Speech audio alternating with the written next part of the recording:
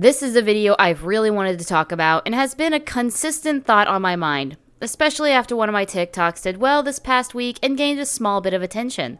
I'm a deep lover of VRChat and it has changed my life for the better, and I will always be grateful. But just like all things, there is the bad with the good, and as usual, we are going to talk about it. Today, we answer the question, is VRChat just a game?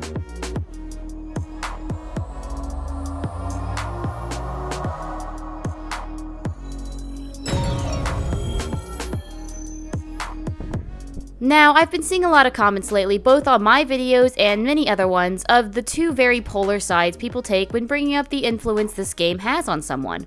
On the one hand, it's just a game that you can log into, play for a little bit, then leave. But on the other, this is a whole community on its own. Considering I have a series called The Society of VRChat, you could guess which side I'm on. Mostly. I believe that the game is a lot more than just what's on the cover, but I also could take side with those who do see it as a form of entertainment alone. We'll get to that shortly. First, what prompted this video to come out now instead of later as planned? Well, for many different reasons. I've been particularly at death's door, and that means scrolling aimlessly on TikTok when you're high off a fever. There, I saw someone who had posted a video listening to a freshly adult male, 18 years old, talking about how he has adult photographs of a very young minor. The 18-year-old is arguing that it is not immoral to send photos of himself back, even though the minor in question allegedly asked him not to. I'm not naming any names both to protect the privacy of the poster as well as because I don't watch the whole video, and I don't have all the facts. The reason I bring up this story now is because going into the comments, which I do while I listen to something like this, there was a comment at the very top that says, VRChat's just a video game, implying that the poster was overreacting with it. Correct me if I'm wrong, but explicit photos of a child is illegal, video game or not. I made a TikTok regarding something similar as well, stating that 99% of the people you meet online are actual people. They could be catfishing, faking their lives, or just staying quiet, but they are still real. Only reason I say 99% is because people are working on an AI to play VRChat, which is a completely different topic I want to cover later.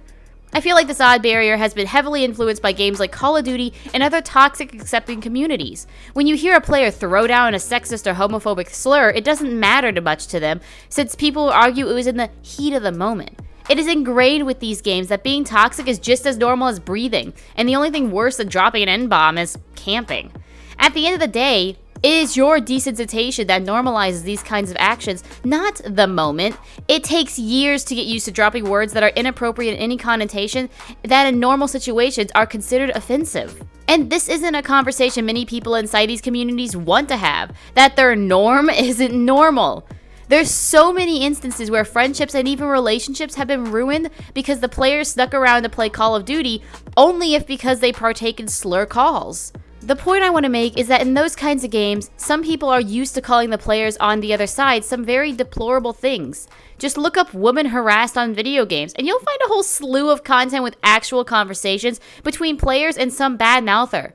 I've always said that the way you act when you think no one is watching is who you truly are, and it's a statement some people aren't willing to hear because they want to continue with their delusion that they're a nice person. When dropping sexist or racist comments, no one takes the time to find out how old the other side is, and for some, it can be obvious that they're a kid. I've had a few instances where I've gotten on a game and heard a child pick up the mic, and sure, it can be annoying because you don't really want to deal with the kid when you're just trying to relax. But then suddenly the kid is making kitchen jokes and dropping the N-bomb every 10 seconds when he dies.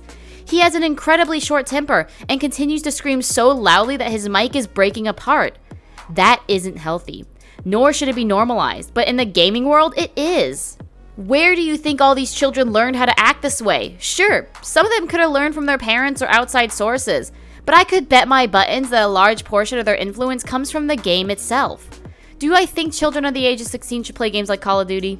No, not at all. The game is rated M for a reason, and just like stop signs, those aren't meant to be guidelines. Children are extremely easily impressionable, and through the content they watch, play, and interact in, could pick up some very negative traits. And let's say, for example, one of these kids decides to be a YouTuber in the future. Those kinds of mistakes will be stuck on him forever, even if he could prove that he was 12, 13, or 14 years old when he made them. It sucks, but that's how the internet works right now. If you aren't perfect 100% of the time, you're done. But Call of Duty is way different than VRChat, so what's the point to all of this? Well, people try to dismiss a game as just a video game. They're purposely ignoring all the social interactions you are choosing to be a part of. I don't play Call of Duty, but if we took two kids, both raised in the same loving family, and had one with voice chat on and the other with voice chat off, you would see a change on how they carry themselves and others. By accepting this game to be toxic, you allow garbage to pollute your seas. Speaking of which, just a reminder that Team Seas is still going strong, and I actually have a model for sale where 50% of the proceeds are going to saving our oceans. $1 equals 1 pound of trash out of them. Anyway, any kind of social interaction between two or more people is more than just a game. We've seen it happen again and again. Stories of long-lost friends rekindling their friendships, although they've only played the same 6 remakes of their favorite game together. People who have never met in person but were invited as best men and women for weddings.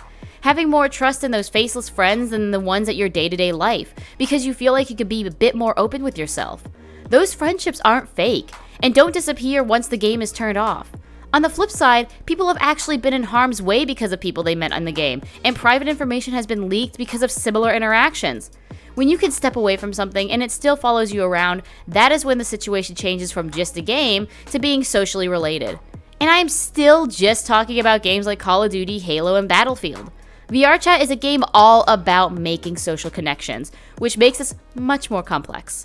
And apparently people have legally gotten married in VR, though I couldn't find much more than a few details on that, and it wasn't inside VRChat. So many players have made unbreakable friendships and even found love through the game, and it's really interesting and entertaining subject that tons of people just write off as cringe instead of taking the time to learn about it. Say it with me. Bigots are cringe. People who are enjoying themselves in a safe manner aren't. I don't know why it's normalized the other way around, but it sure isn't here. Another thing many players forget about is the economic effect VRChat has had on our society. Let's look at some Patreons to popular creators of the game. The most obvious one to look at is Jar, who makes an average of $4,000 a month. Or what about the popular shader Poyomi? The amount isn't public, but if we go off the lowest tier, which is $2, they're making almost $7,000 a month. These are the bigger instances, of course, but all over the game there are people who have a Patreon exclusively for VRChat content. It is a service that people are willing to pay for because it betters their gameplay and keeps them interested. What about creators without a Patreon? Maybe they sell something on Gumroad. Now, my personal body base, the Panda Base, sells for $30 on Gumroad. Occasionally they'll have sales, but let's keep it on the average that each bother is around $25 to give a bit of wiggle room. That is still $57,000 they've made off that product alone. A regular game doesn't make that kind of money. And Lord, the taxes must be abysmal. I am so sorry. There is a specific niche that people want filled, feeling like they have something unique and built for them alone, and hardworking creators like Panda are actually doing it. And if that wasn't enough, we haven't even gotten into clubs, DJs, dancers, the whole creator economic system that is coming to VRChat soon. All of those take time and money, and some clubs, such as the Void and Virtual Pantheon, have worked with actual real-life corporations to further promote their products or events. Heck, the VCAT market works with companies like Disney, Sega, and HP. That is incredibly big news, and they aren't doing it just because they support the game. No, they see something bigger and are wanting a piece of that pie early. Sure, games like Overwatch and Call of Duty have extras you can buy, but they're mostly for aesthetic or simple gameplay reasons. Unless you go pro, most of the time the purchase ends when you close the game. With VRChat, the things you buy will go into another creator's pockets, who will use that money to either support themselves or their craft. I'm the same way. When you sub to my Twitch or buy one of my models, I take that as a reassurance that there are people who want me to keep doing what I do. This is a bit of a plug and I apologize for it, but I've been requested to make a Patreon of my own. I'm a little hesitant because I want to make sure everyone who supports me gets the credit they're due if they support me monetarily. So what do you all think? Should I make one? And what would you like to see as benefits? Your opinions matter a lot to me. Getting back to the topic at hand, there's also the downside of seeing VRChat as its own society. Sometimes people take the game a bit too seriously and act like one failure is the end of their VR career. I can understand and appreciate being strict and by the book with your events, but on the other side of it, if you're getting too far down that rabbit hole, you'll burn out. We all joined VRChat because it was fun. We wanted to be a part of a bigger community, so we started building it. Clubs, content creators, entertainers, we all add something more to the game with each passing day. Not because we have to, but because we want to. I do really feel like the pressures of what some people expect at a game such as this is a little harsh, all things considered. Rack, you're my favorite subject on this channel, so I'm using you as my example. Her new world, the Trap Haven, went off without a hitch, It's a clean world, and people absolutely loved it. I love it. Everybody loves it. You love it. If you haven't seen it, you love it. However, she also gets a bit of backlash from it. Why make the world public when it's not done? Why didn't you wait? Comments saying how they do something differently because it's not perfect. My question is, why does it have to be perfect? This is a game, and Raksha made the world for her server and her events and for her friends.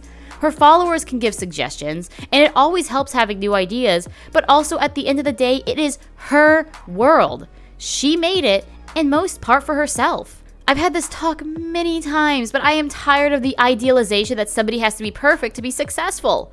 People make mistakes, and people choose not to put 120% of their work, and that's okay. I remember my murder mystery map, which I spent almost a year working on. It's garbage to me now, but that's besides the point. I was proud of it at the time, and I put so much of my life into that stupid world that it was heavily affecting my mental and physical health. And when you think about the impact it's had on the murder mystery community, or personally, it wasn't worth it. The world's drama was so out of hand, there were people part of a popular group who spread rumors about my world and about me. People who would act cool around me like I was lesser than them, and they never made a map before? I'm still like 60% positive somebody was purposely crashing my maps during their event nights because whatever I hosted or a friend of mine hosted in the world, there was never a crashing issue. It was insane and put me in a really dark hole for a hot minute. And that's the frustrating part about VRChat, is this magical hierarchy that your stuff isn't good 100% of the time, you're not really worth talking to. I've heard stories from friends about how someone got aggressive towards them and loudly claimed to check their social menu to see if they've made anything noteworthy, commenting that they probably won't recognize anything my friend made. Spoiler alert, they did recognize a world in there, and suddenly their tune changed to being a massive kiss-up and groveling at their feet. Like, that's kind of pathetic. It's like your follower and sub count on social media. Just because you have a lot doesn't make you better than someone with a small follower base. You never know who's going to be the next big thing, and you really don't want to be on their bad side before they even start. It's why I don't like the idea of gatekeeping, because even if I may fail as a creator, someone who does watch me may succeed, and the feeling of pride that I get knowing I helped them push through the rough patch would be enough. Honestly, most of the creators who are big are willing to share and do. Cyan Laser is a great example of a genius creator who works hard at making things easier and helping newbies understand where they can get started on their own personal journey. This game and the openness that parts of the community has changes lives and helps bring people into making good hobbies, which is fantastic. But that's slightly off topic, and I do want to end this with the notion that VRChat is much more complex than game versus no game. There are things inside the game that people take way too seriously and act like it'll have real merit on their day-to-day lives. But there are also parts of it that have bettered the lives of thousands of players, and those aren't going away once the game is closed. I just ask that you, the viewer, both loosen up on your expectations, but also look at the strong influence the game has on people's day-to-day lives. I feel like if we could get that healthy balance, everyone would have a better time. Thank you so much once again for watching this video. It always means a lot to me to know that there are people interested in these subjects. As usual, y'all, drink your water, eat your broccoli, and have a fantastic day. See y'all in the next video. Woo!